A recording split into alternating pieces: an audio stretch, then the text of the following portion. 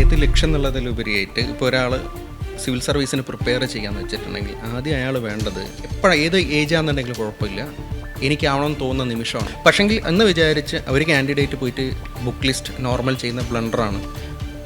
YouTube കാണുക, ടോപ്പറെ കാണുക, book list എടുക്കുക, പഠിക്കണോ? അതല്ല. ആദ്യം സിവിൽ സർവീസിനെ കുറിച്ച് പഠിക്കുക, അതിൻ്റെ ഡിമാൻഡുകളെ കുറിച്ച് മനസ്സിലാക്കുക. അറിവും വ്യക്തിത്വ രൂപീകരണവും ഒരുപോലെ പോകണം. തീർച്ചയായിട്ടും, ഇല്ലെങ്കിൽ അവർ പെടും.